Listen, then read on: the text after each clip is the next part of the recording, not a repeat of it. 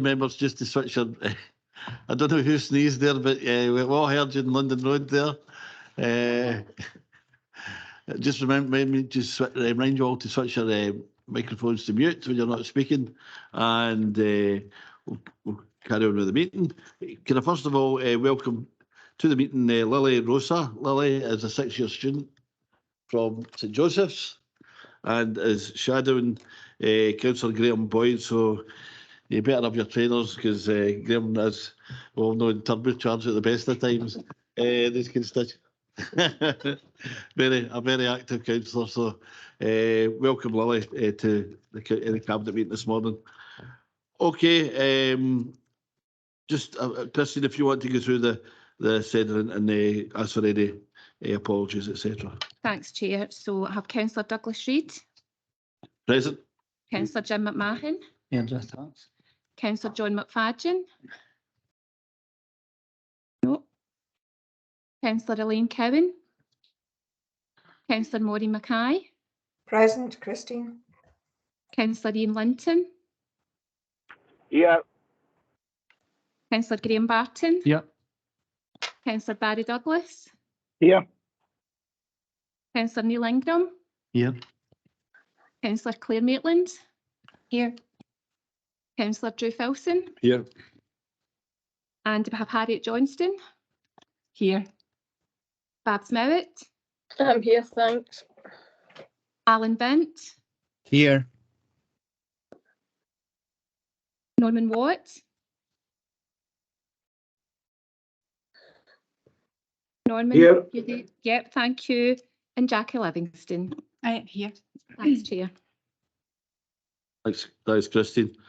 Okay, the first thing I've got to do is ask for any declarations of interest. There's no obvious ones there, but if there are any, could you raise your hand? No. Okay, we'll go straight on to item 2E, which is East Ayrshire performance, and Joe McLaughlin will take us through that. Joe. Thank you, Chair. Good morning, members. So this is the second East Ayrshire performance of this financial year. It takes the position through the first half of 22-23. In the report before you, just maybe I'll start at page 4 on paragraph 8, and it shows that paragraph 7 rather, and it shows that general fund uncommitted balance, that balance that we hold for the council. That's required to be between 2 and 4%. And it's sitting at 2.4%, and that's after taking account of the £500,000 that we have allocated to council tax reduction that was mentioned in the previous report. And just let members know that we are seeing continued strain on council tax reduction and continued strain on Scottish Welfare Fund, and I'll touch on that shortly.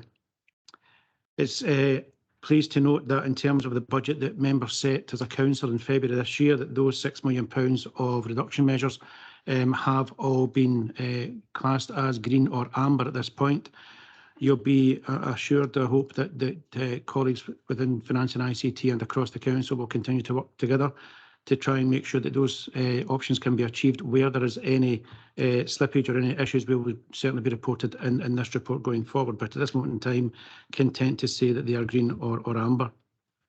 And as we touch in the revenue budget, you know, I have to say in the pages I'm about to present that the position at this point in the year is not as favourable, let's just say, as it was in the previous report. And there's a number of reasons for that. Just touching on education, at period 4, we reported, the last report reported that service was anticipated to end the year about £300,000 overspent.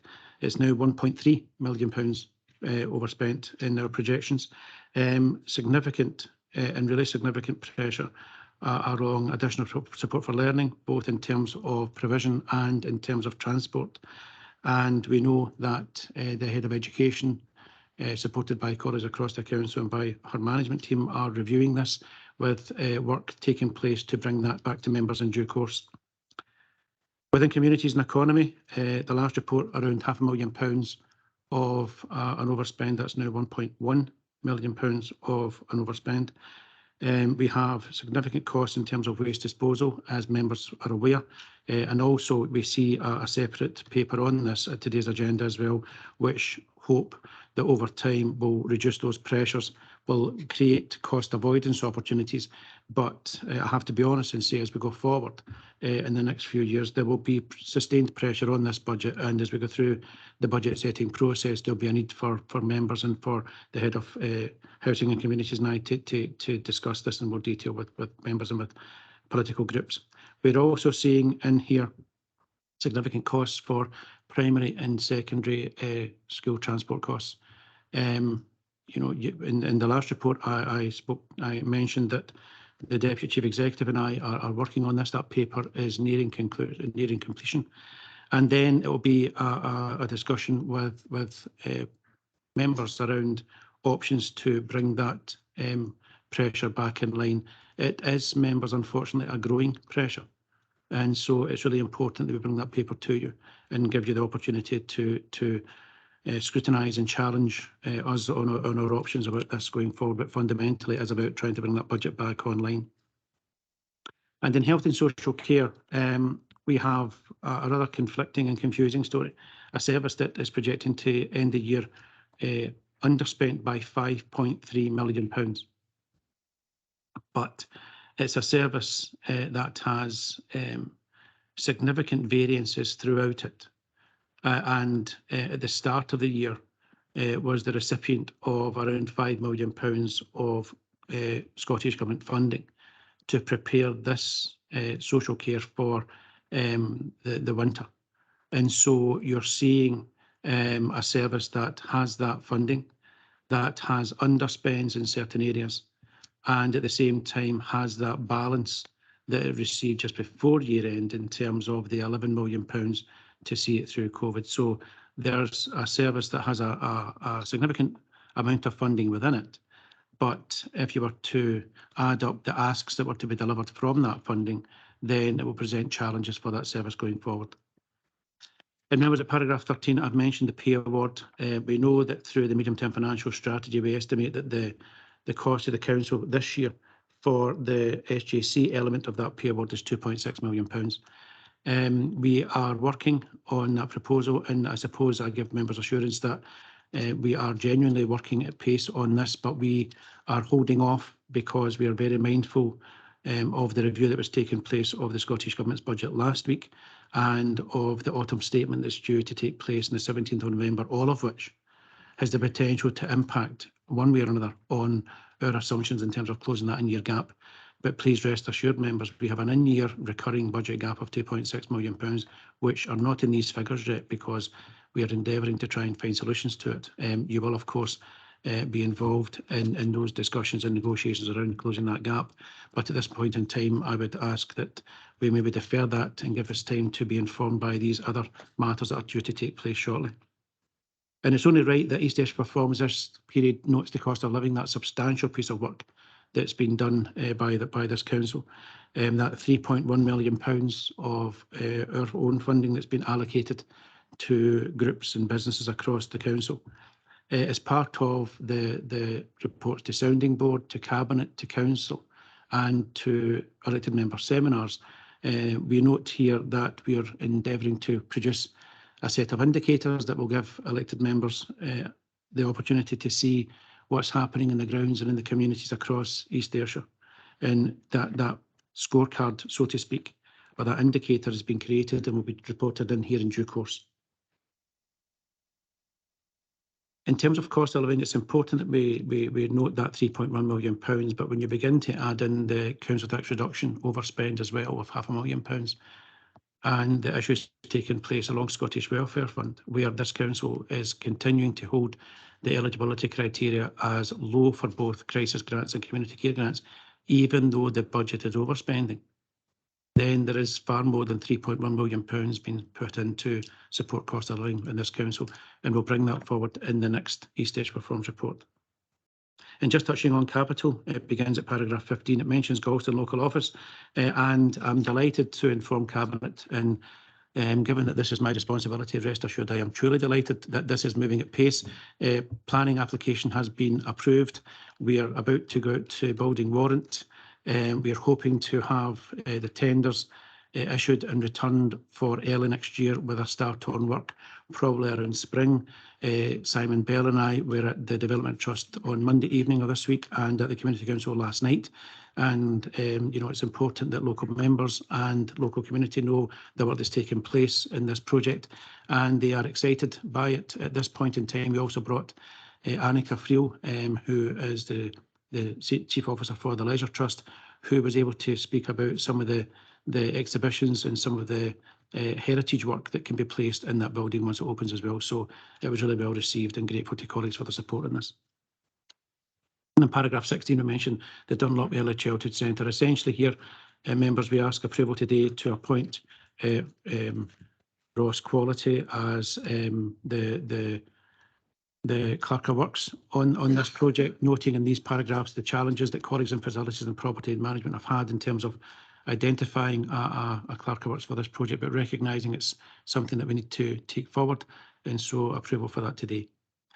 And in terms of the people section, health and safety, with your permission, Chair, I will leave them to go through the wider report, but just recognising before we do so that in terms of that health and safety point and that tail end, it's important just to recognise the substantial work that colleagues across the council in every service and beyond does in terms of suicide prevention.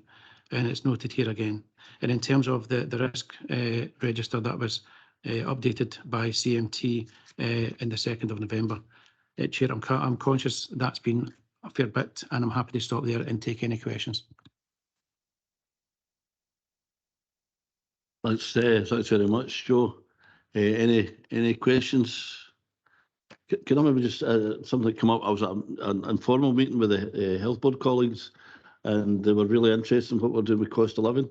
And I think there's a good, you know, they were looking to see what they could do themselves, and I think there's maybe something we could do with the community planning partners. You know, and there's opportunities I can imagine that the health board, you know, can do in that. Is there any opportunities we have to share some of that practice with them, Katie? Yeah, through you, Chair, and our conversation yesterday, actually I just signed off an email this morning to the Chair of the Health Board to share some ideas around financial inclusion, to share what we're already doing, but to see if it was something they may want to invest in a hospital setting, so we can begin that there. And also our initial elected member seminar did include all of our community planning partners, so we're working closely with fire and police around this.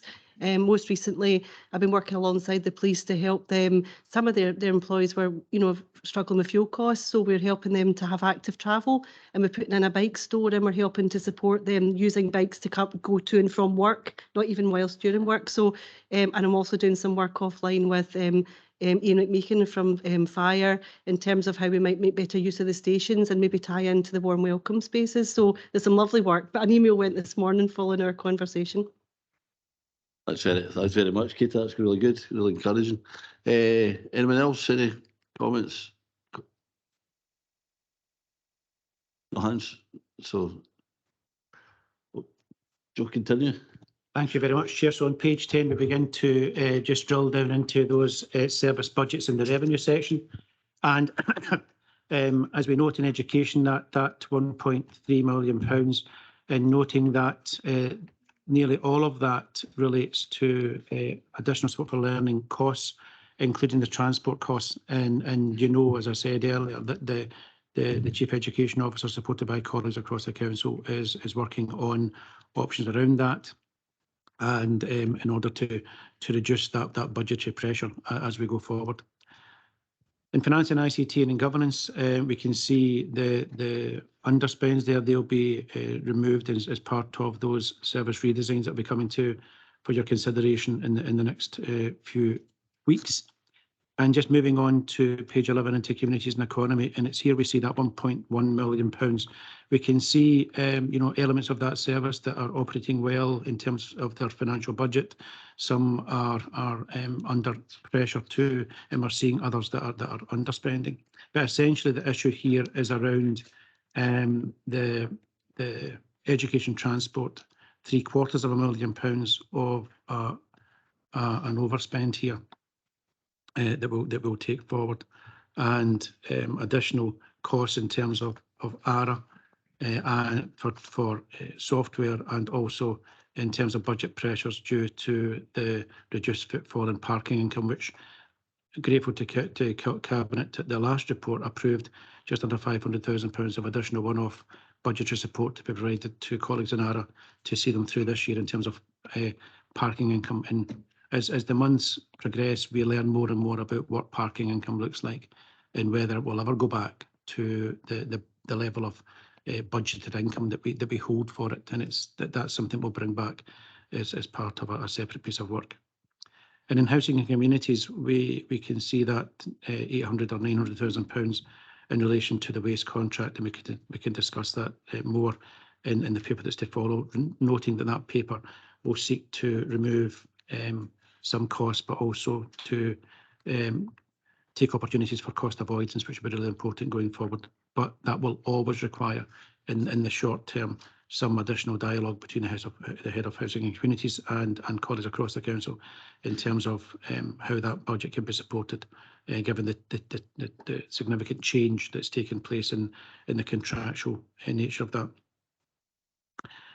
And in terms of wellbeing, we can see that just at the foot of page 11, the significant underspends that are taking place, and you know, it's quite a confusing story to tell. It's a service that is overspending, but is allowed for this moment in time to claim back COVID costs, some COVID costs through, or draw down that budget that they got, or that funding they got in terms of the year end, that lets them turn that overspend into an underspend, albeit in doing so they're consuming that grant that they got to make that happen. And then there's the substantial winter money that they received, which will be due to be expended in the coming months. So it's a £5 million of an underspend, but it's a service that in terms of where COVID is in the council, it's sitting still in ARA. We're seeing remnants of it in housing and communities, and we're seeing COVID really flourishing at the moment in wellbeing. And that's just the tail of COVID as it leaves the council. But really important in the social care element, that need to financially sustain private care homes, to procure PPE for them and the like is really an ongoing issue for that service as it goes forward.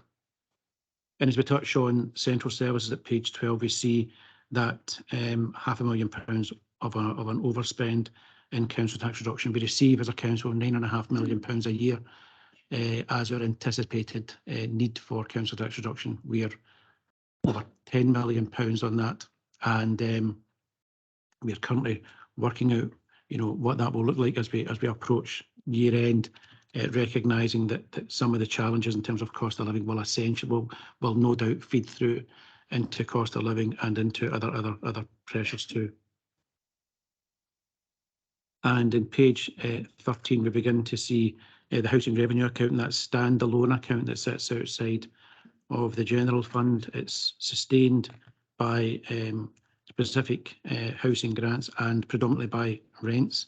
And we can see that that's ended the year, or projected to end the year, about £1.4 million underspent. That again is a story. It's not a thing that we would necessarily want to see happen.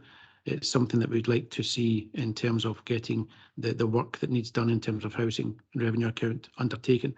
But again, in this area, we're seeing the remnants of COVID and those restrictions that cause backlogs that we are now working our way through to make that happen. So in some areas, we're seeing some real pressures, you know, and I think as they're presenting this revenue part to you today, you know, we are seeing real pressures in terms of additional support for learning costs and transport, primary and secondary transport, and in waste.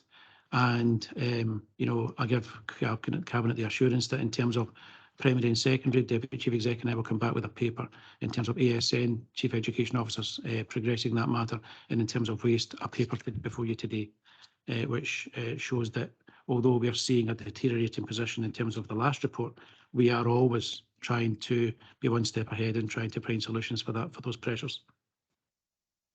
That concludes the revenue section. With your approval, I'll move on to PEF before I stop, Chair, if that's okay. But in terms of Pupil Equity Fund, this is the period, the second report of the year. And so it's the report that enables us to bring in Pupil Equity Fund.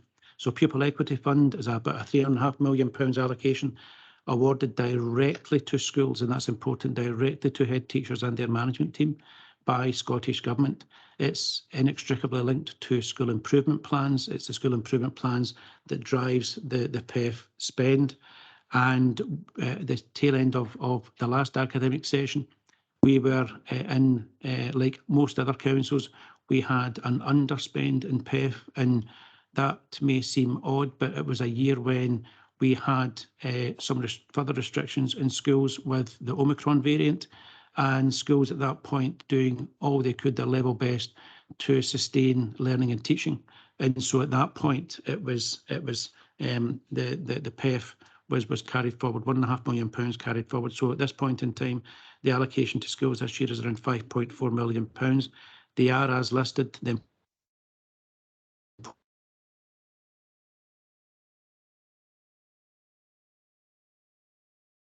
total marking in that far right-hand column is what the schools would anticipate to have at the end of the academic session, which is June next year. But this report, because it's a financial report, has to show the position as at 31st of March 2023 rather than June 23. But that's pupil equity fund, and we can see that £527,000 is projected to be earmarked at the year end and taken forward by head teachers for a variety of reasons. I'm happy to stop there, Chair, in terms of revenue and pupil equity fund, and take any questions. That's, I have a couple of questions myself, just in terms of maybe with placements. It seems it's quite a significant sum, and we've changed the payment plans. Is that mainly just due to COVID, or is there any kind of behavioural issues that we should be concerned about, or within that figure? It seems quite a high figure. Through you, Chair, so we're back on page 12 again, and it's just those out with placements, and out with placements budget is overspending quite significantly. But we are permitted, in the past we would be permitted to send that as a COVID invoice to Scottish Government. At this point in time, we draw down that COVID grant they gave us. They gave the partnership to sustain themselves through the remnants of COVID. So we're seeing that it's saying that it's an overspend of £472,000. And I think there has been the restrictions on due to COVID has had an impact on the ability to place and the duration and the longevity of those placements, where there was a need to lock down.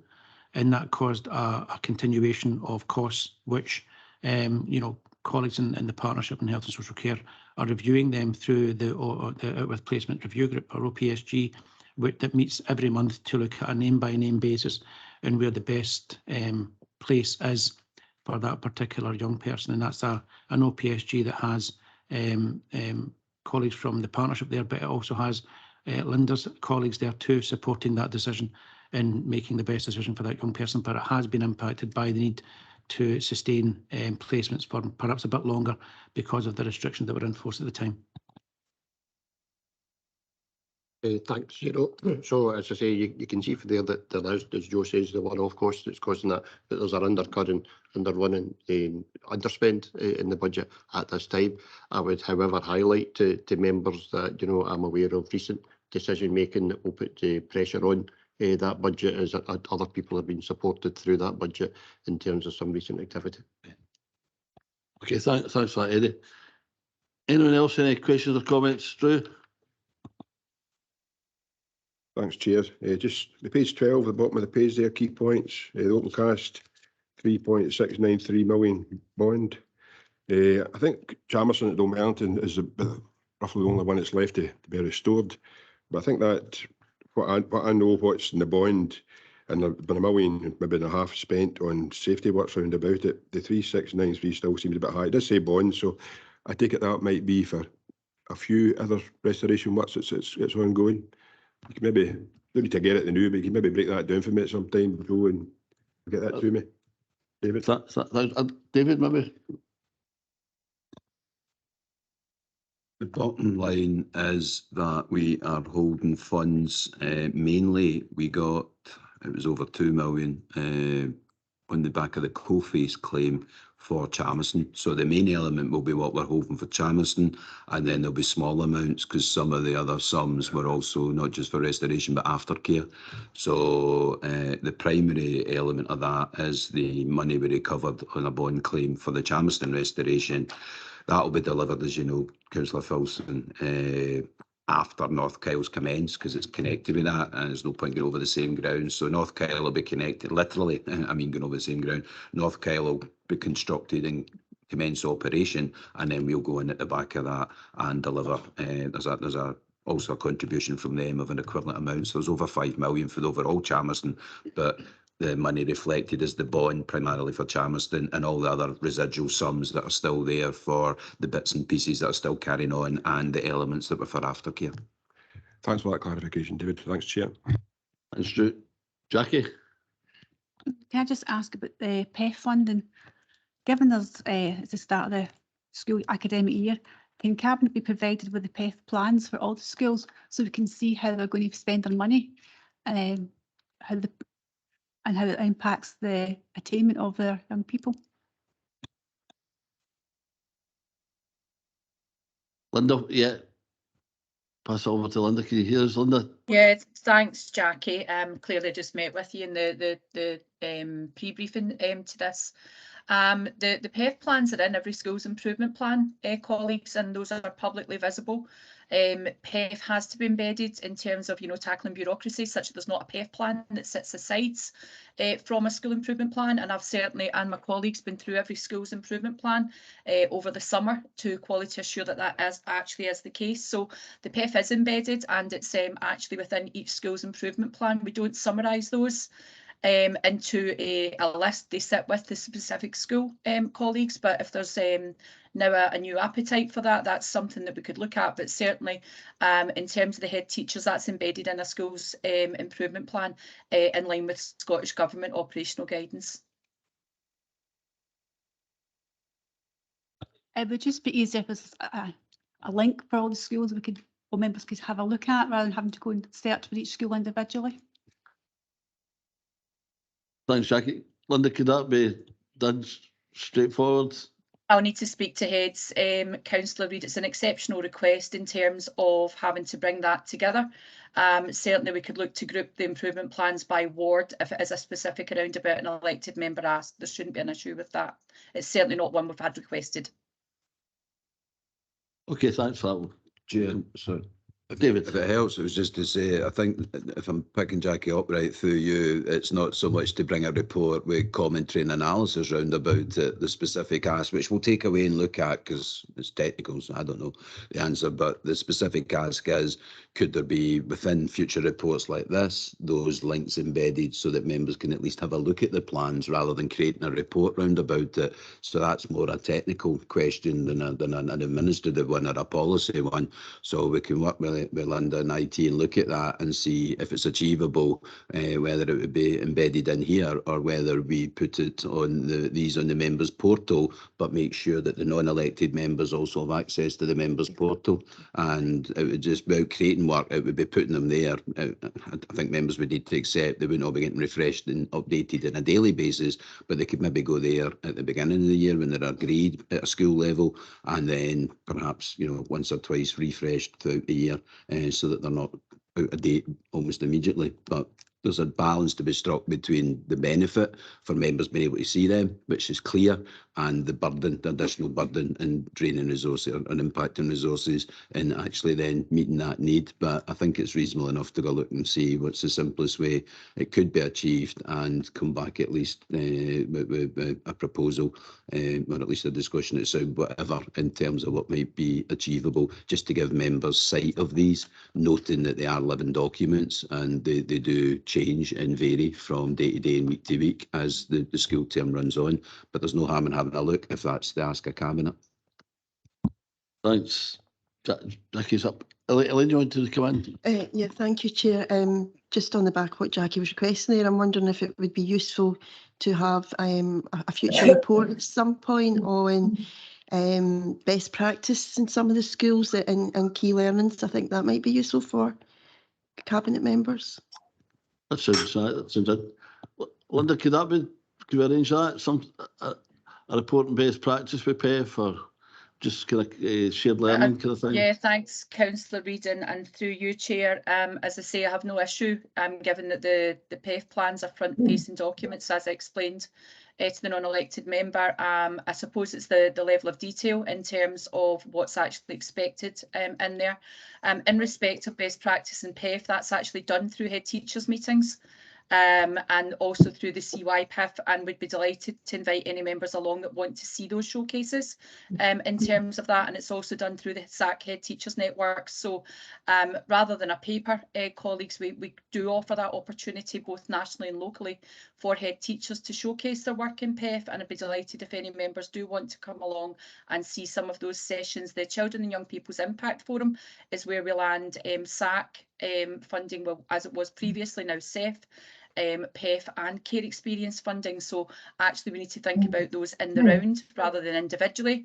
And I suppose, colleagues, it's where does that start and end, because we also have use of strategic equity funding and care experience funding, but certainly that's available to members, and I'd warmly invite members to that around about the heads that do showcase their work in PEF using the structures that we already have rather than creating another structure. Thanks, Linda. Elaine? So we've got a lot of newly elected members and also new members on the cabinet. So I think Linda's suggestion's a good one. Yeah, I'd welcome that. Yeah, we'll take that on board. Just maybe for everybody, maybe a good exercise for us all, just to kind of give some of the older members just to refresh what we're doing. So that's a good idea. Okay. All right, I'll get. Who was first? Ian Linton. Ian. Thanks, Dougie. It was just maybe to go and ask Joe about the continuing revenue spend on PPE going to private nursing homes. So obviously at the start of the epidemic, it's a worldwide shortage, and it was absolutely the right thing to do to get supplies to these private businesses. But I just wonder about the ongoing costs, Joe. I wonder if you can maybe expand on it a wee bit. And through you, Chair, you know, there was an expectation that the support that was provided to the care home sector would end at the end of September. That has been extended because as COVID restrictions have been removed and as the need for that support has to some extent been diminished, it's been trumped by the cost of living and by the significant rise in energy costs. That are now being borne by the care homes. And so although they are privately run, there is quite operational impact if anything was to happen to those in terms of them failing to exist or going out of business. So there's discussions taking place with Craig in a national setting to discuss this going forward. There is the COVID recovery funds that were provided to the partnership at the end of last year of around £11 million. But through you, Chair, I'll find out more specifically about the detailed question that Councillor Linton asked, and I'll send details of that round Councillor Linton and round Cabinet. Thanks, Joe. That'd be helpful. That'd be, yeah. Okay with that, Ian. Maureen. Just in relation to, it's going back a little bit in terms of the ask for the Pupil Equity Fund, and to just share with you that I think why it's particularly important that we have the direct links to the school improvement plans and therefore the spend to their Pupil Equity Fund money. That's largely because particularly, and Councillor Cowan's right, in terms of new members and returning members, it's just for absolute clarity that people understand that when we are seeing projected underspends, but things that are actually earmarked, that from the improvement plans, people can actually see that sometimes, again, as I have explained, for example, within my own group, it is about larger projects, which is part of a school improvement plan, which cannot be funded from year one of PEF funding, but that has to be allocated as part of the improvement plan and funding for that carried forward to be able to be used in future years, which again is a good and positive thing, and for me indicates that there is good long-term planning as part of that functioning improvement plan. So that's positive, and I think that that would help not just cabinet members but wider elected members, many of whom are brand new to the world of education, to understand how that process actually works. It will also allow us to then flag up when that is not being earmarked, because we do have, and we have spoken on more than one occasion at Cabinet about particular learning groups that we have particular concerns about. So I think the proposal to do that is a good ask and has been presented in a way that I hope will be helpful going forward. Thank you. Thanks very much, Maureen. Yeah, would agree with that. Does I see another hand? No. Okay. So carry on. Thank you, Chair. We're on page 19, members, alternative delivery model, and it's in this pages, on these pages that we highlight the Ayrshire Roads Alliance, the revenue and capital element of that element of the council, and also touch on the East Ayrshire Leisure Trust. And in terms of ARA, we can see that the split of the Ayrshire Roads Alliance, that strategic delivery part, is underspending by around £400,000. That's been consistent throughout the year so far. It's due to turnover in vacant posts, reduced insurance, and some additional income. In the local delivery part, we are seeing a £40,000 of an underspend. That masks the pressure that's being felt in terms of parking. There are still vacancies in there that are being held, and so that's contributing towards that. But I suppose, you know, the parking income is something that, you know, that the head of Ayrshire Roads Alliance, Deputy Chief Executive, and colleagues in Finance and ICT are keen to just try and project and model about how that will look as we go forward. But we're conscious that in terms of that £40,000 underspend, it's predicated on the council providing £500,000 in the early report to sustain that service throughout the year. And in the South Ayrshire element of ARA, we're seeing an overspend of £200,000, and you're seeing that that's to do with supplies and services, charges, and subcontractor costs. On the capital side, we've got bridges, we've got the new Cumnock flood scheme, which we just make note, as we've done before, of just really the need to keep an eye on the cost and the pressures that are on this.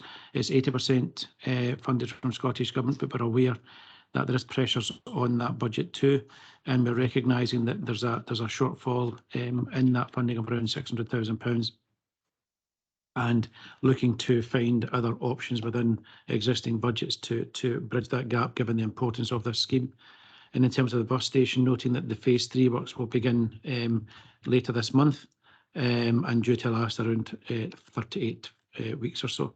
And as we do as part of our revenue budget and the capital element of that, we give Cabinet and all members the opportunity to note the work that's been ongoing in terms of resurfacing our infrastructure, our roads infrastructure network, and in terms of the work that's been taking place, noting here that it's time now just to stand that down, recognising that winter's upon us, or should be upon us soon, and they need to go into winter maintenance mode and winter as we go through forward. And in terms of Ayrshire Roads, the Ayrshire Leisure Trust on page 21, it's really heartening to see that the management team and the Leisure Trust are continuing to show that break-even position. That again masks significant pressures on this organisation. It's particularly around the sports development and the offer of leisure and gym facilities, and the management team endeavouring to model what the offer would be for that particular thing. Gyms are a real issue at the moment in terms of they don't tend to bring back the income of the footfall that they once did. And Annika and our team taking that forward, and it's really heartening to see that amongst those pressures, it's a break-even position, and we'll continue to support colleagues in the Leisure Trust as we go forward. And Chair, with your approval, I'll move on to page 23, which is the Treasury part of this report. It notes the debt portfolio of £401 million and our investments of £25 million. We have, since this report was produced, taken the opportunity to take some further borrowing, another £25 million for 50 years, and that will be updated in the next report.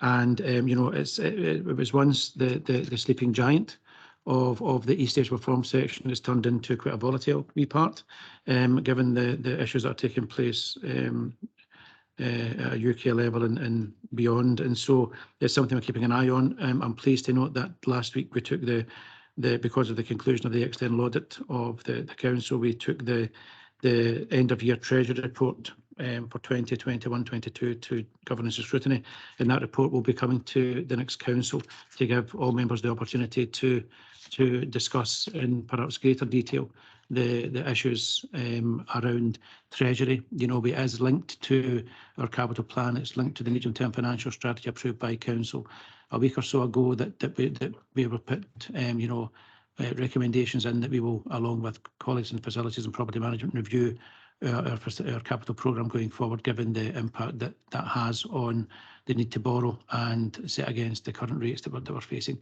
Chair, I'm happy to stop there and take any questions before we move on to capital. Thanks. Thanks, Joe. I think I've got to maybe go back to the bus station improvements issue, and I noticed you know, I'm quite amazed there's an underspend in the project. There's been some issues, as we know, round about the bus station. You know, I know previously the contract was delayed because of issues with previous contractors. You know, and it seems like there's been work going on at the bus station for you know, a number of years, certainly pre-COVID. Now, I think it would be important that, you know, members get a bit of reassurance.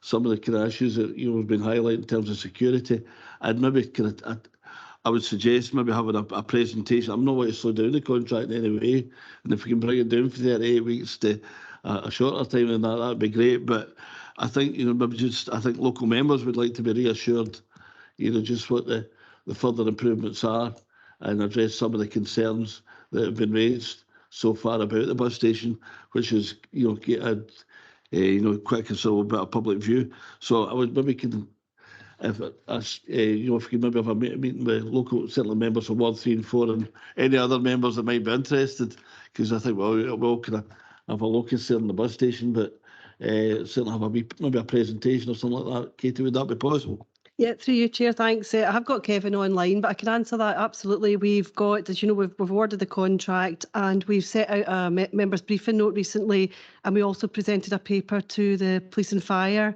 Committee on this. But absolutely, we want to keep you close, and clearly, given our session yesterday that many of you were able to attend, we want to make sure that this is inextricably linked with our work around the town centre. So if you maybe give us till the next few weeks till we get everything in place, and then we can bring members together and we do a short seminar on that for those that are interested, and just maybe a small meeting. But I see Kevin nod, and we're really comfortable with that. We have tried to build in all the feedback into phase 3 in terms of making it safer and the aesthetic side, but we're always open to more ideas, and also making sure that it ties together with a bigger picture around the town centre. So absolutely, we'll bring that to you maybe in early December if that's possible. That'd be great. You know, and the maintenance issues as well. I mean, if we could have that, yeah, that'd be great.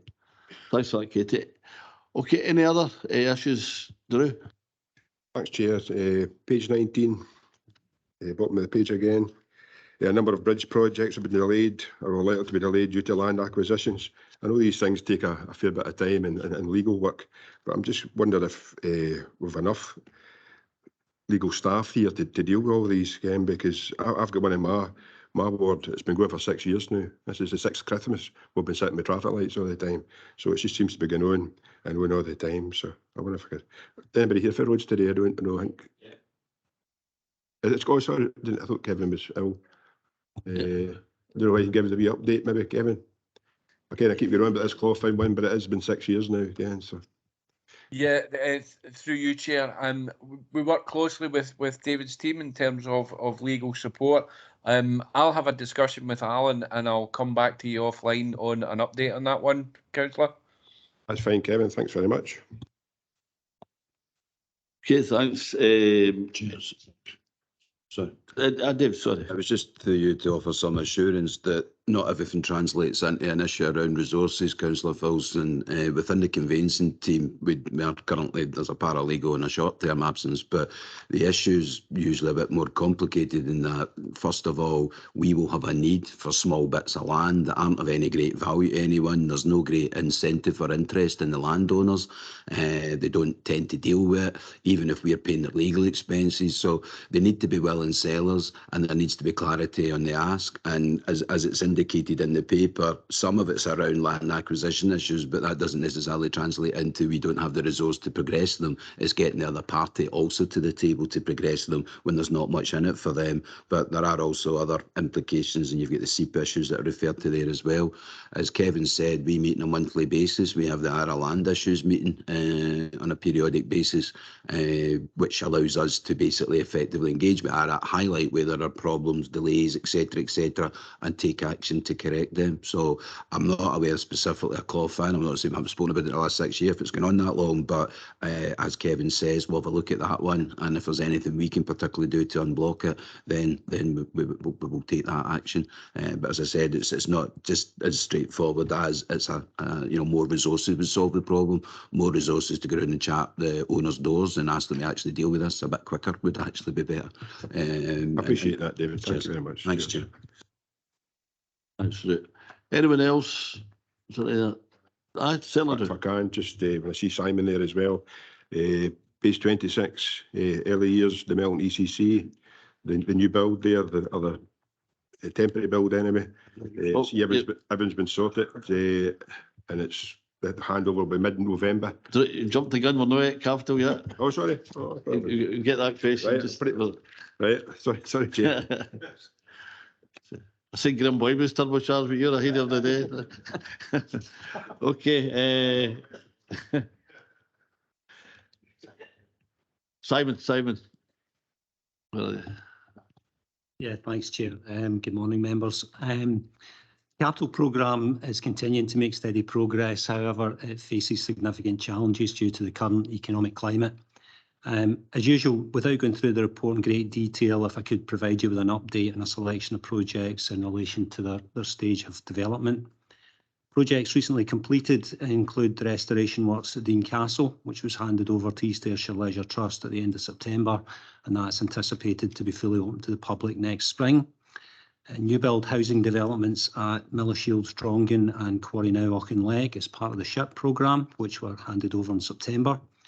The early years project at Fenwick Primary School was part of the 1140 hours expansion programme, which was completed in October, and the final phase of external fabric repairs at Morton Hall in New Milnes, which was also completed in October.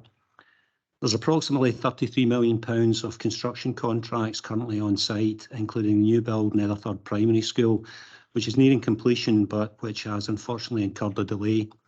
The report notes utility issues. However, an update was provided to parents on the 3rd of November advising of a further difficulty that the contractor has had with statutory building compliance, and that's likely to require some late alterations to previously completed works. Whilst the contractor is still to establish a revised completion date, it's now anticipated handover will be delayed until early 2023. There are new build housing developments on site as part of the SHIP programme, including Witch Road and Bellevue Gardens in Kilmarnock, and also Kilmarnock Road in Mauchline. And there's also early years projects as part of the 1140 hours programme, including Domellington, which Councillor Filson has noted, and Catrin, and the new build early childhood centre at Dunlop, which had started in September.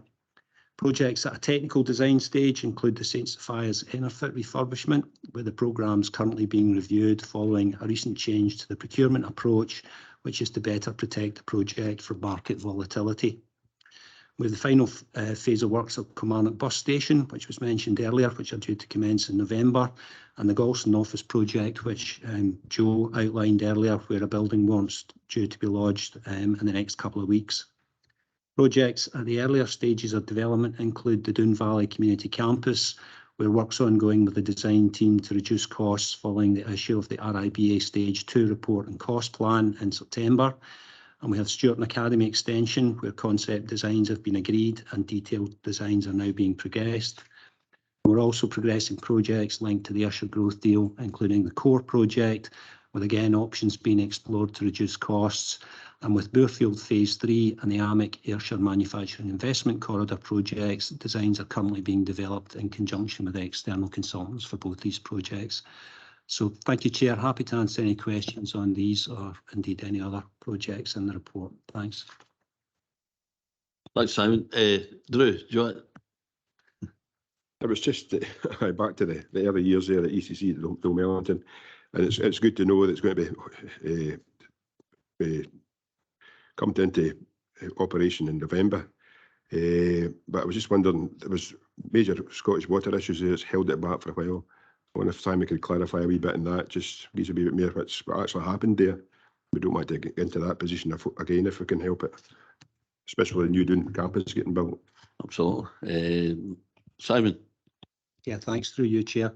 It's a design and build contract at Dalmellington where the contractor has the responsibility for obtaining the statutory consents, including Scottish Water approval. So there was two issues, one around about the water supply to the facility and also the drainage. It's taken the contractor longer than it was anticipated to resolve these issues, but we're advised that they have now been resolved and agreed with Scottish Water. However, we wait formal confirmation of that, but we are advised that that's the case, and a revised programme was issued yesterday, which looks to the third week in November for the completion of all works and handover of the facility. Thanks, Simon. Jim. Thanks, Chair. Simon, my question run about Netherthird Primary School. First of all, just to express my disappointment that this will be possibly the second or third time it's been put back, and just express my concerns of the parents for the length of time that the decant's been going on. You said the handover by early 2023. Is Rona, has that been pinned down to a closer time and date? And obviously after that handover, when can we expect to get the kids in? Thanks again through you, Chair. Unfortunately, we don't have a specific date just now. Contractors working through the detail of what works will be required to get that statutory compliance to get handover of the project. Again, this is a design and build contract where the contractor and his design team are responsible for that element of compliance, and obviously looking to minimise the amount of works that are required to reduce the timescales to allow the pupils to return as quickly as possible. So that dialogue's ongoing just now between the contractor's design team and consultants engaged by Building Standards to try and agree on the minimum amount of works required to get it over the line. So we'll obviously come back to you as quickly as we can with a definitive date. Yeah, thanks, Chair. Thanks for that, Simon. And for that amount of works, is the contract again is that kind of timescale for that particular type of work to meet that statutory compliance? If they give us a time for that? So, as I was saying, if I'm picking you up correctly with the question, he's working through the detailed proposals of what will be required to meet the regulations in conjunction with Building Standards, and once that's agreed, he can put a timescale on how long it will actually take to undertake that work. So that's ongoing just now, and we should be in a position to advise on that in the very near future. Chair, through you, I'm just conscious we are in open session and what we're straying into now are contractual matters, which will hopefully be resolved through negotiation engagement with the contractor, but there's always the potential they won't. So I appreciate members want clarity, and to be fair to Simon, what has been provided is as clear as it can be, because we don't yet have the answer to the question from the contractor of how long is he going to take to correct his approach. And in general terms, the contractor adopted a particular approach on a matter which wasn't in compliance at their risk, and that's the point about design and build. They adopted a position and they built that into the design, and they acted upon that without any agreement. And what that didn't incorporate was the required standard, not just in view of building standards, but SFRS as well. So the broad position is we've had to put the contractor on notice that the way they've approached this is not acceptable, and it's sitting with them within the last week or two, having told them the good news. It's now with them them to work out, as Simon has said, what they need to do to get back on piste, to be in compliance, so there can be a completion certificate. And at the moment, because it's design and build, because they've the risk sits with them and they've assumed that risk, then without being glib, it is their problem to fix, and they're in the process of working out what the fix is, and that will then inform the timescale. But the current belief and aspiration, based on what we know and given the context, is at the moment early 2023, and then it's always a matter of when does it fit in within the school cycle to actually return the pupils after that. But colleagues like yourself and other members are aware that Netherford's had a long history. It took a long time to get to the tender. It was, I think, we had a start and then we had to try again. So there were issues, as there can be, just about every stage. And it is a pity that we were so close to the finish when this matter materialised. But it's in the council's position, without going into too much detail, is the contractor and his design team have brought this upon themselves, and on contractual terms it is their problem to fix. So it's not about us being passive and being led by the contractor, it's us holding the contractor to the contract and requiring him to go back and work out what he needs to do to undo what's been done and do it right in relation to certain fire safety matters. So it's not about the walls and the roof, it's not a major redesign, but there are elements that they need to unpick and come back, and given it's at their cost, it needs to be at their reasonable timescale, because if we end up in delay, then that has other contractual implications that they carry. So it's their problem to fix in terms of the contract and at a practical level, and when we know what the fix is, we'll be able to give a definitive view on when it should be implemented. And I apologise, not to be difficult, but as I say, these are quite sensitive matters given they're live, they relate to contractual, they hopefully won't end up anywhere else, but they always have that potential. Thanks. It's maybe in a kind of similar vein. I don't want to, there's a couple of projects I can see in my own ward, and they look very kind of minor, but there's an issue about the Bellevue Gardens. There's a retaining wall that's can slow up. Already, as Blair will testify, the number of people that are asking for these houses are incredible. These carbon zero houses that we're building, you can understand that. And when if the projects continue for another 4 months because of a retaining wall, and I've never heard the issue of a retaining wall being, it's news to me, but I'd like to know how that's. It just makes you kind of naturally curious to why that can affect the programme for 3 months or 4 months rather.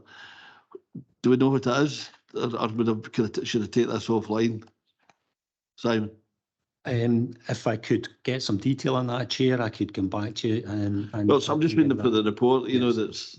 There's a retaining wall that's been required. Blair, I don't. Through you, Chair. Yeah, I'd take it offline with you once I understand the detail in more detail.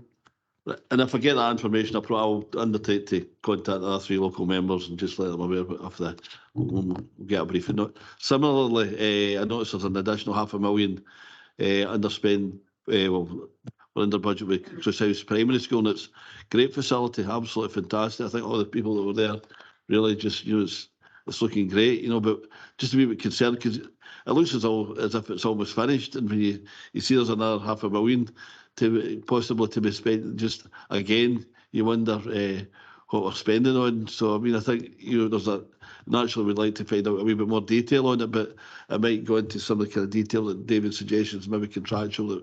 But I think I would want to find out a wee bit more about that because it is a significant sum of money. Yeah, Chair.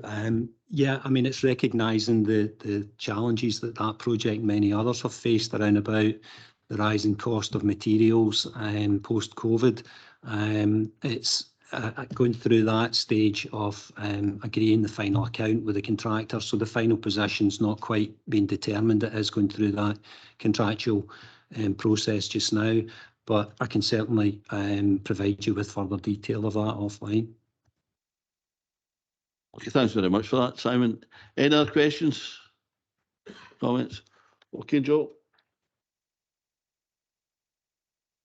Through you, Chair, I'll pass across to Amanda Lowe to begin the people section. Thanks, Joe. Thanks, Chair. Morning, members. People section starts on page 32 with a breakdown of absence statistics, which show 6.54 days lost per employee, which is an increase of 0.8 from the same period last year. The following table then shows that personal stress continues to be the top reason for absence.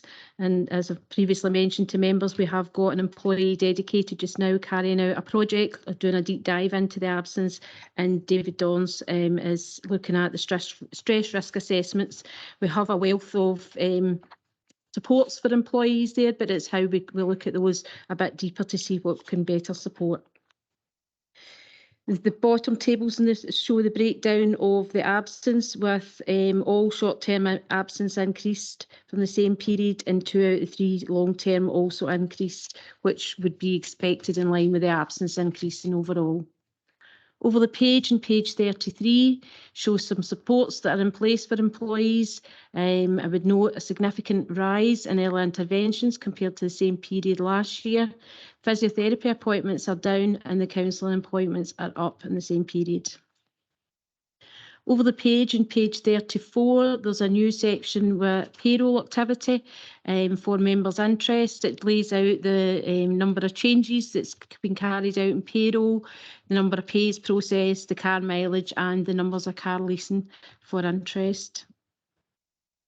We then move on to the workforce planning key performance indicators, and what we would note is that following council approval of the workforce strategy, we'll review these to ensure that they still remain relevant and update as appropriate. The headcount has increased by 88 people, which is an increase of 76 permanent employees, but a decrease of 61 temporary employees during the quarter. The next tables are the full-time equivalent, which show the same rise. Our under 25s, you'll note a slight decrease in the number of apprentices from the same period the last quarter, and a slight increase in the overall number of employees. The main change there is our Kickstart employees have all concluded their Kickstart programme, and I'm pleased to say that every one of them has successfully gained a positive destination. Some of that is apprentices with ourselves, some is graduate apprentices, and other people have chose to go back to college and other destinations. The next section show the live vacancies, which has decreased significantly for the quarter before. And then there's the number of new employees to the council, again a decrease, and the leavers. Following that, there's a communications section, which is an overview of the activity that's been carried out with our communications team. And then organisational development, again an overview of the coaching, base experience, and approach, spaces for listening, and some quotes. And happy to take any questions. Thanks, Amanda. Claire. Just want to say thanks very much for the report, and it's been a very interesting week. I have met 6 apprentices in the last few days, so it's great to see them in our offices. Thank you. Good stuff. Good to see. Drew.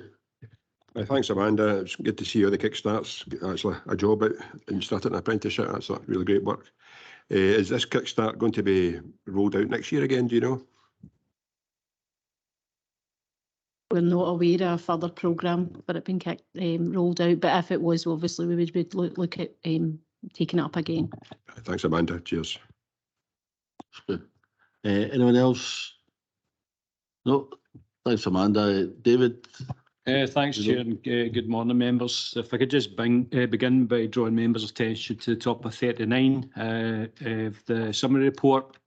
We noted there that non-reportable incidents have increased by 175 when compared to the same period last year, while incidents reportable to HSE have decreased by 1. If I could just look at the non-reportable incident increase, Chair, that's mainly attributed to reports of violence and aggression in both educational and non-educational settings, particularly in period 6, although we did see an increase in period 5 as well. And as we advised the Cabinet before, Chair, many of these incidents are attributable to dysregulated behaviours. However, I can assure members that there are a number of measures that underpin our violence and aggression strategy. Just picking out a few, we provide crisis de-escalation training for staff, specialist interventions within educational settings for challenging behaviours, team around the child meetings and so on and so forth. We also discuss these incidents and the measures that we take regularly at the Chief Executive's Health and Safety Strategy Group, where trade unions chair. So a number of measures around that, but it remains challenging, and I think it will continue to remain challenging as we go on. Paragraphs 21 to 26 of the current report just outlines the various positive health and safety and wellbeing indicators again, Chair. And again, as Joe said earlier on, the work that we do with Here to Listen, suicide prevention continues. Up to this point, we've trained 300 people. We're on target to train 350 people by the end of this year. And to put that into context, that would give us roughly 1 in 17 of our staff will be trained as a suicide first aider and embedded within our services providing that support. The community defibrillator initiative that we're leading as well is also progressing well with £30,000 worth of equipment donated by contractors and a further £20,000 worth of equipment pledged by contractors. The handover that we did yesterday with elected members for Ward 7 Chair, that's our 20th handover since we started this in April. So that's about £24,000 worth of equipment in that. So we've installed community defibrillators all the way from Yercut to Gatehead, and I see Councillor Ingram there in his role as Chair of Community Safety. I think we've been a fairly extensive tour of East Ayrshire since April, and that will continue, Chair. And through you, I would just encourage members, and I know I've been doing a lot of work on this, to encourage your groups and clubs to apply, because we continue we continue with this initiative until such times as we reach our goal of making East Ayrshire a defibrillator authority. Happy to take any questions, Chair. Thanks very much, David. Just in terms of the suicide awareness training, is that available to elected members and maybe some of the non-elected members that are on our cabinet as well? You know, I know some of the people here. Absolutely, Chair. Elected members that sit in here have attended, and it's open to everybody effectively. We've trained NHS staff, we've trained staff from the other two East Ayrshire, the other two local authorities nearby us, and we've also trained members of the public as well. So it's open to everyone. So some for education reps and others to, if they want to participate, that's good. I know that Claire, I think you were on it. Good. Jim? Yeah, thanks for that, David. I've completed the courses myself along with the mental wellbeing courses as well, and I would actively encourage elected members to participate in the course, 2-day courses for 2 of them. But it's really important now as we come into the cost of living crisis to understand the implications. I see that within our own staff and Amanda's report there with people, the amount of stress on the workforce, it's only going to increase. So I think the wider knowledge we have about mental wellbeing a benefit for everybody. So I'd actively encourage the elected members to take part in it. Thanks, Jim. Okay, okay. Claire, did you? Just very quickly on top of that, some of my colleagues now, we recently did the dementia training, and I'd like to recommend that to everybody to go along to as well. Thank you very much. Absolutely. Thanks for that, Claire. Yeah. Okay, thanks, David, for that report. Back to Joe. Thank you, Chair. We begin, members, again, page 43, which is the business briefings. And in this section, it's heads of service, their management teams and budget holders presenting a range of indicators for your consideration, just for you to review today. We list them as noted in the pages, and in terms of the first page, we note that in terms of, we have a red indicator of the average time to deal with household planning applications. That's a result of 9 weeks against 8. We note in the paragraphs below that the work that's been done in terms of legacy claims, and even in the bottom of this page, we then drilled further down into those legacy applications, noting that in September 18 they were at 4.5%, they're now just under 10%. So it's showing the significant movement, the significant work colleagues are undertaking to bring those down and to bring that indicator down too. Page 44, we highlight a range of information on education and the inclusion conference.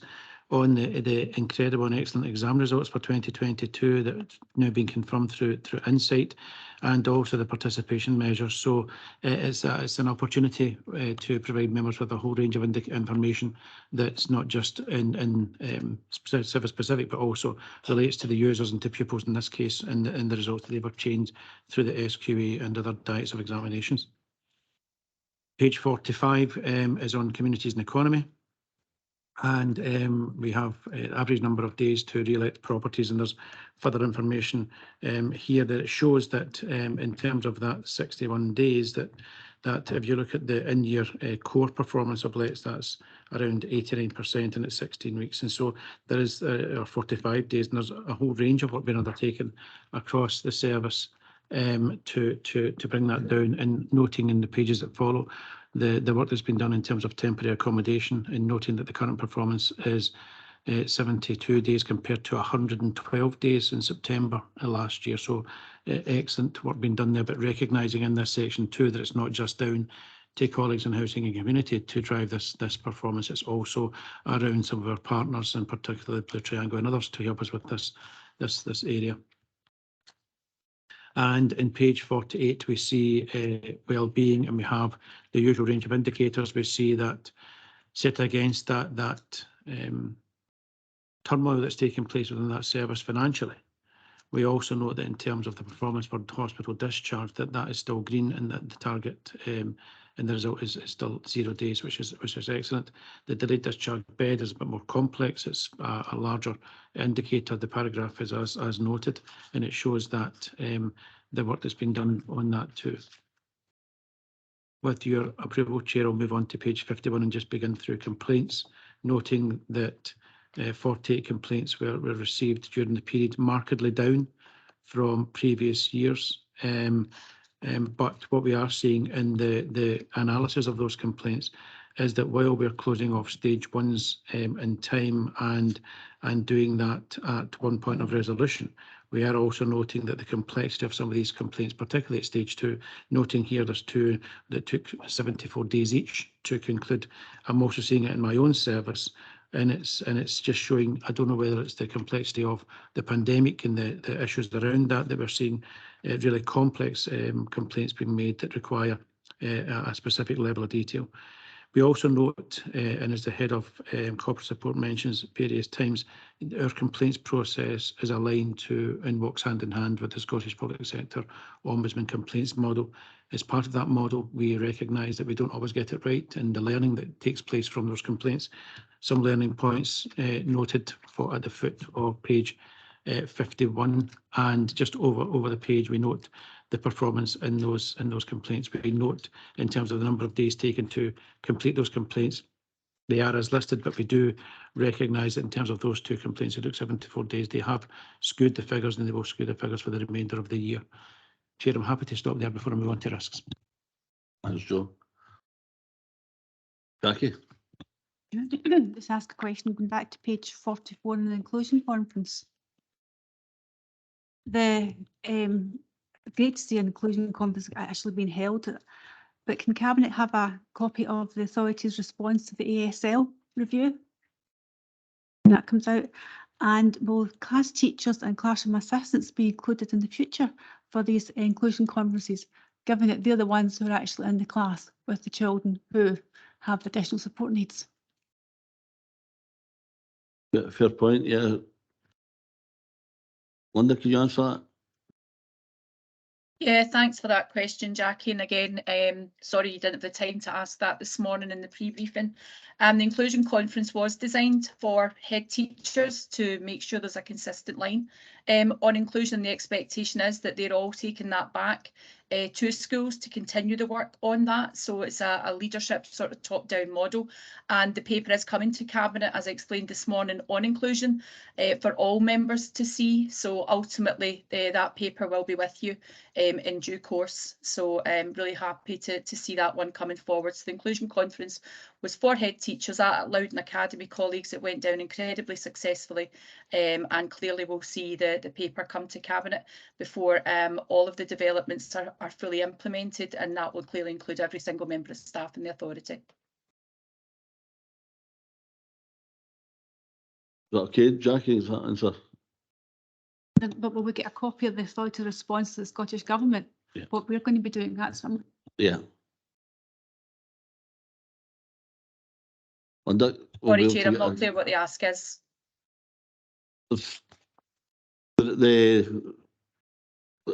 will we be, can cabinet members be able to get a copy of the council's response to the paper, the ASL review paper? Colleagues, the ASL review papers, the Angela Morgan review.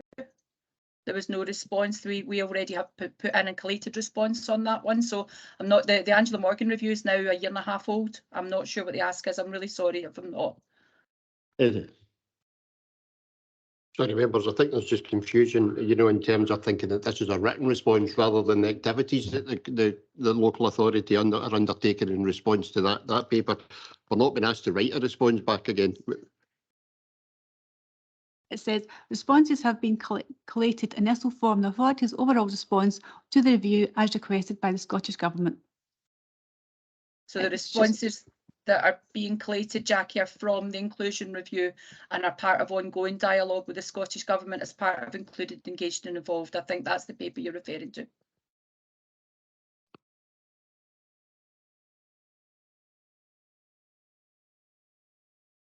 So we're able to, will that be available, Linda? Again, Chair, it's about where this would start and end for education in terms of bringing all responses to papers through Cabinet, which would not be the modus operandi for other services in that respect. But I'm certainly happy to provide Jackie with a copy, as I normally would do, through the meetings that we hold prior to these meetings and indeed through the Parent Council Steering Group, which would be the mechanisms that would normally be served through. Oh, that's right. I think that's what we're looking for. Just if Jackie's looking for a copy of that, that's what we're looking for. Okay. Thank you, Chair. Moving on to the risk section of the report, that begins at page 54, and you'll see that in terms of the risk, in terms of grant funding, we note the in-year gap. We note the medium-term financial strategy. We also note that the budget announcement to be made next month has been upgraded to an autumn statement, and that will provide further information to us as we go forward in terms of the work we do for the 2023-24 revenue budget. In terms of the income collected by the council, we remain alert to the risks and the challenges faced by households and by businesses. We note the incredible work the council has done in terms of cost of living, that £3.1 million of the least amount that we've allocated, and some further funding being noted in this report in terms of supporting households too. And in terms of the impact on the residents of East Ayrshire, just at risk 1C. I don't think there's getting away from the fact that at this moment in time we're overspending, as I said, on council tax reduction, but on Scottish Welfare Fund, and I'll need to bring that back to maybe sounding board in the first instance, Chair, just to talk through some of the pressures being experienced in Scottish Welfare Fund, because like others that are experienced by colleagues perhaps in housing and communities and elsewhere, it gives a snapshot of what's happening in houses and households throughout East Ayrshire.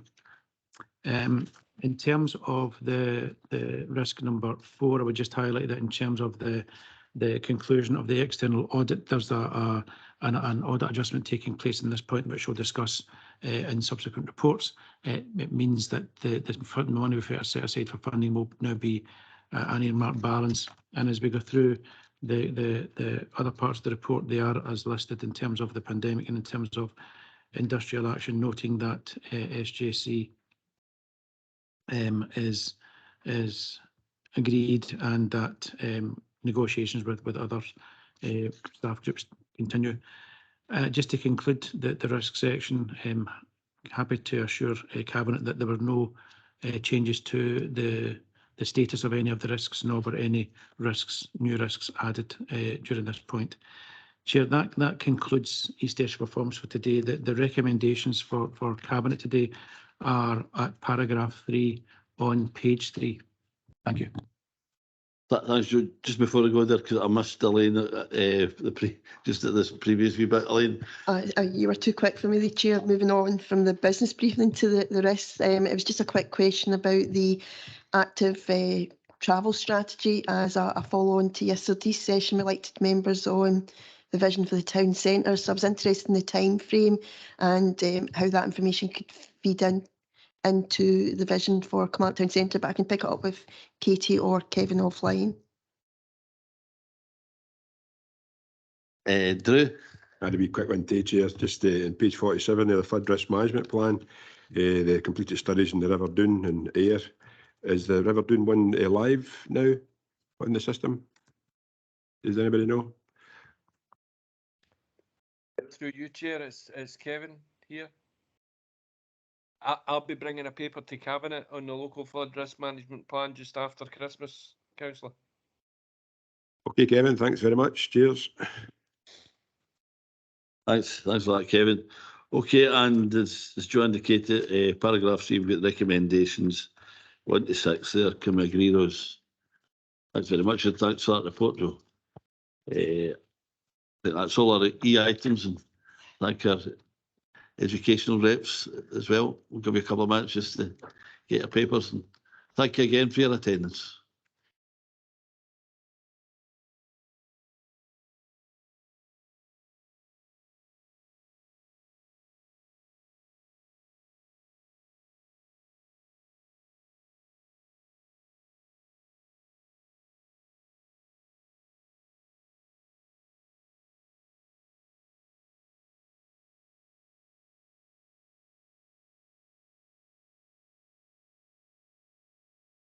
Okay, we're ready. Just continue with the next items, 3 items to go. The item 3, the chief officers, local government employees, craft operatives, local government pension scheme, etc. Amanda. Thanks, Chair. The purpose of this report is to confirm the position of the Council's statement of policy of employers' discretions for local government pension scheme for 2022 to ensure that we continue to meet our regulatory requirements. The background is laid out in paragraph 3 through to 9, which sets out our regulatory requirements and employers' responsibilities, which include carrying out the annual review, formulating our discretions, publishing and keeping under review. The reviewed position is detailed in paragraph 10, where it shows that there has been no changes to employers' discretions and therefore we are not recommending any changes to the current council policy. The legal implications are in paragraphs 12, and then there is no people and culture, trade union, equality impact, financial risk or net zero implications. And the recommendations is in paragraph 2, which is asking Cabinet to note the contents of the report. Happy to take any questions.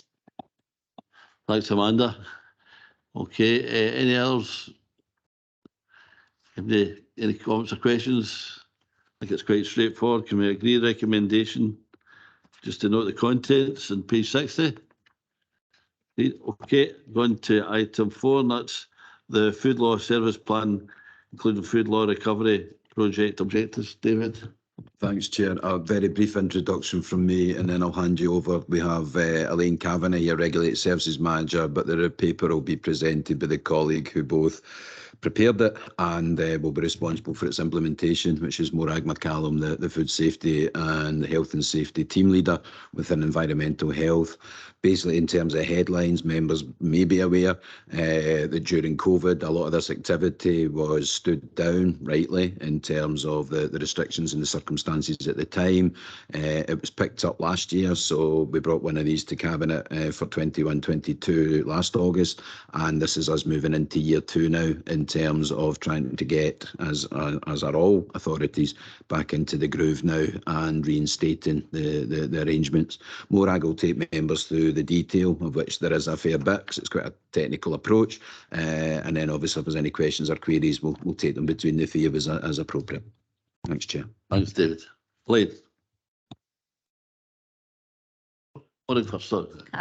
Thank you, Chair. Good morning. I'm Morag McCallum, the Team Leader for Health and Safety and Food Safety within Environmental Services. I'm bringing to you today the Food Safety Service Plan and looking for it to be approved. As David intimated, that the plan is more or less designed now round the Food Law Recovery Project, it's known as, which was implemented last September following a derogation due to COVID pandemic, where planned interventions were ceased due to the pandemic. The restart last year, just to give you a sort of summary of what happened last year, it started in September, whereby we had planned interventions based on the recovery plan, which was risk-based, with the higher risk premises being targeted in the first year, and visited and interventions undertaken by the team. In the first year, we planned to do 108 inspections in accordance with the recovery plan. That escalated over the year due to a number of reasons. The officers were finding a high degree of non-compliance within a lot of businesses due to them primarily not having been visited for a long period of time.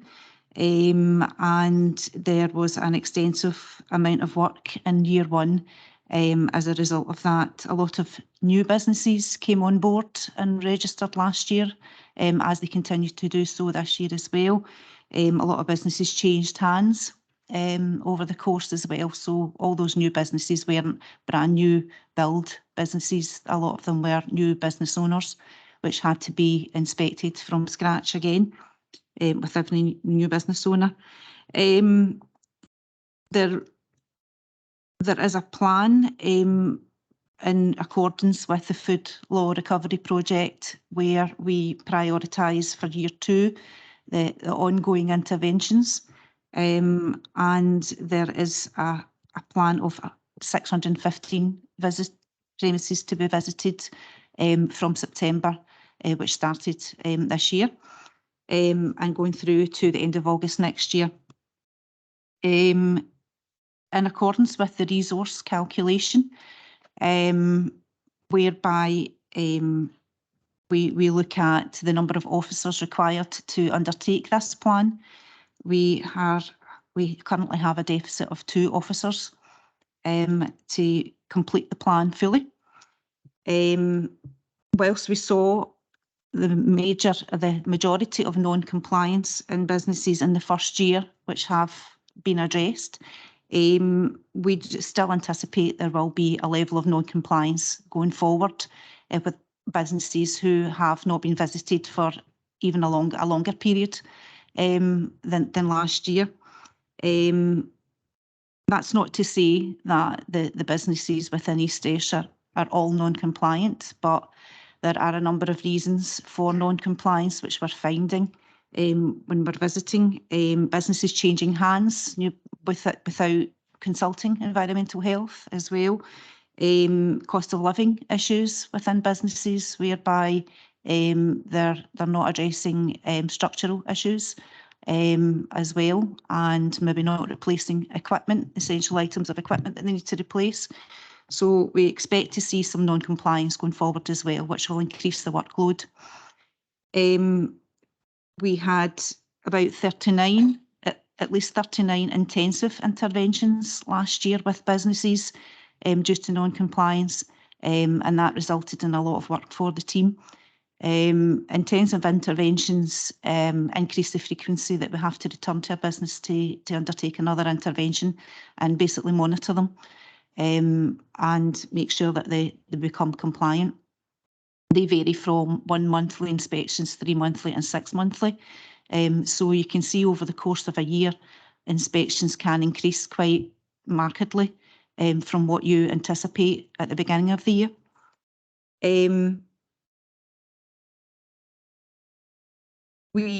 Although there is a deficit, this isn't just East Ayrshire wide, it's actually national, and there is a sort of wider plan to address the deficit of officers required to undertake food law recovery and to enhance environmental health profession on the whole.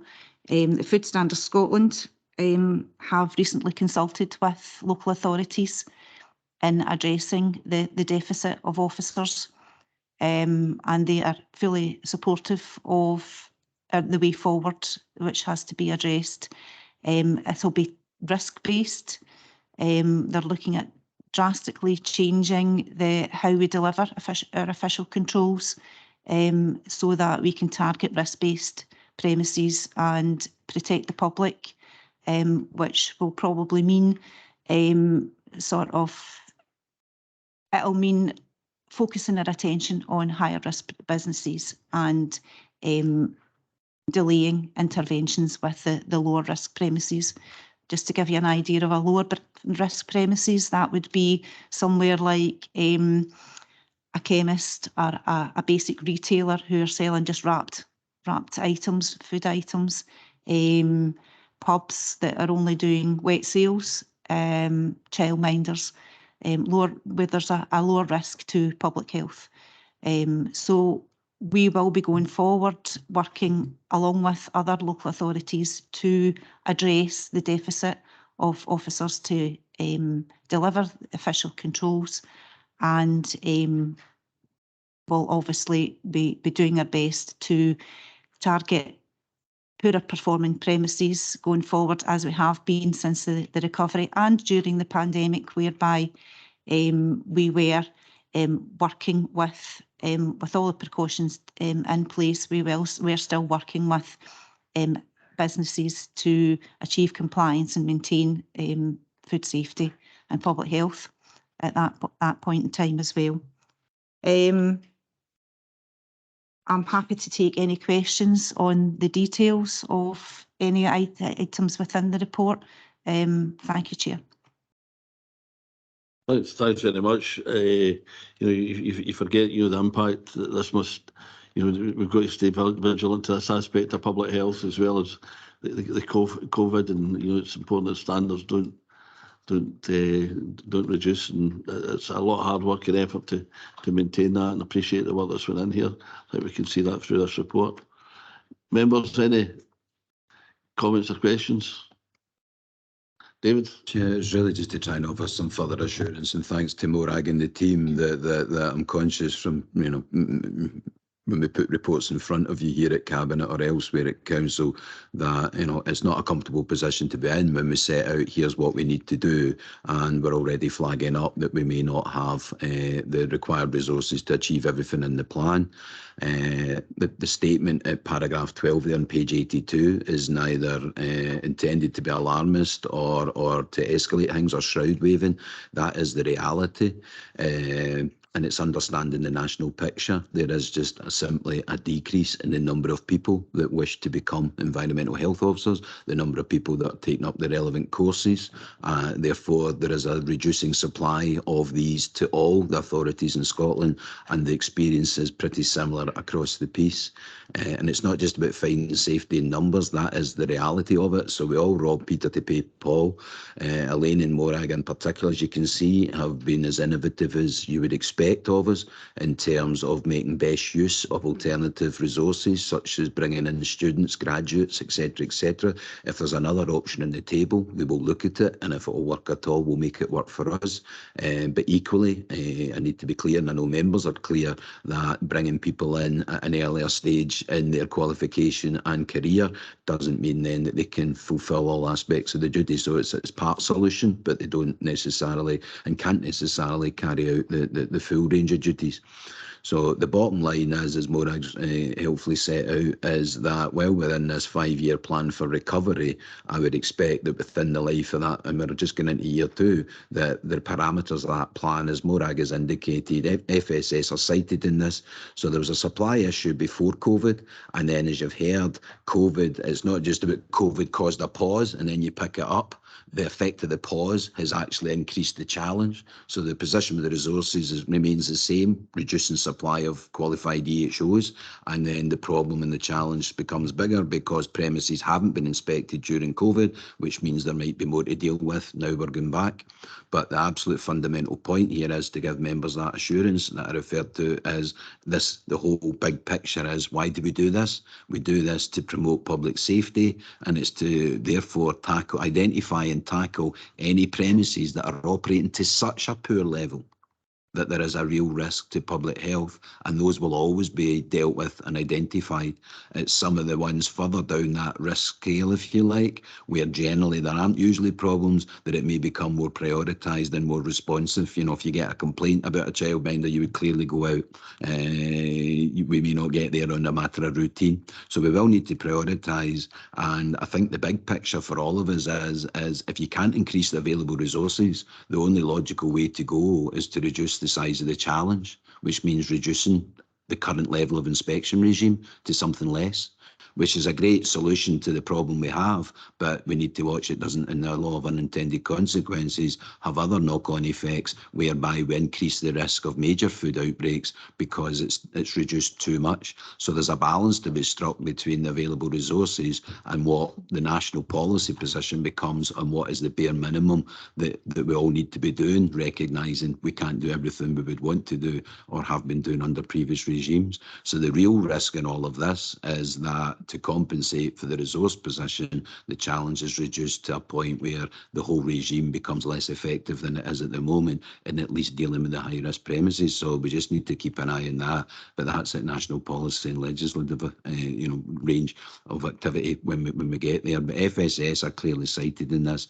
It is a national picture, and it's not one any of us want to be in, but we will make best use, as you would expect, of the resources we have. It's not even about vacancies in the structure. It's not even about adding posts to the structure if you can't populate them. It's actually about getting the feet on the ground with the qualification and the experience, and it is a supply issue. So that's the bigger picture, and it's just to give that context as to why we have to put it this way. And this isn't scaremongering or shroud waving. You have an accurate and factually accurate report that reflects our circumstances, and we will make best use of the resources we have to keep the people of East Ayrshire safe by taking that prioritised approach. There's no point in promising we'll do everything when we know we can't, but we'll do everything we need to do within those parameters to maximise the public safety aspect. Thanks, Chair. Thanks, David. I'm just looking at Lily there. There's maybe a career there for you. You can maybe ask the two ladies next to you. After Katie, you wanted to go on. Well, she's up for criminology, this girl, so I don't know if that would transfer across. It's just to say that I'm happy to support Elaine and Morag in terms of linking up around cost of living. So if there's anything flagged up with businesses that's to do with cost of living, then we can make a link over to Mags Watson and just see if we can help to make those things happen. So that'll work for you, but also work for the business. So I'll make that link offline with you guys, and happy to support anything within reason that we can do. Put Joe here. Great, yeah.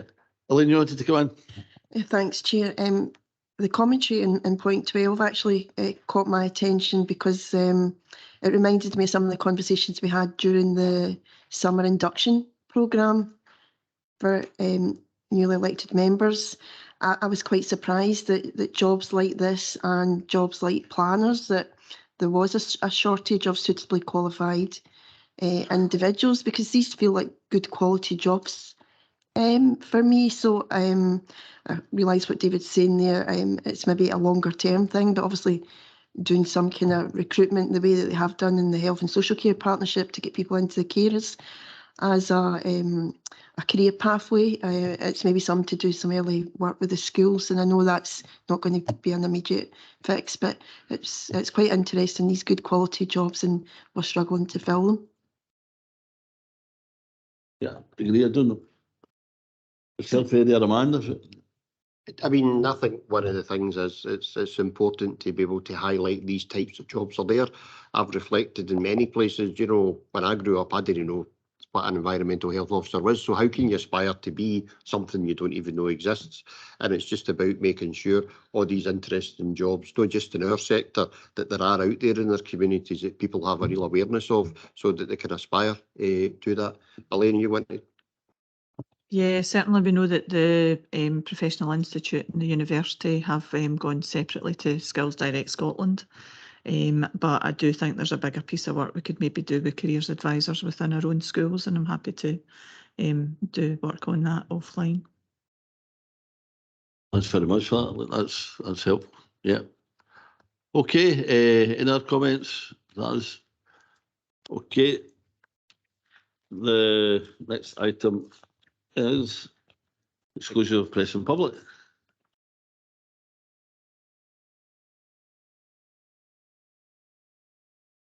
Oh, I didn't do the recommendations for the last. Can we agree the recommendations in item 4 food law? Through you, Chair, Elaine and Morag might want to make their escape as well. They're welcome to stay if they wish. Thanks, Mark.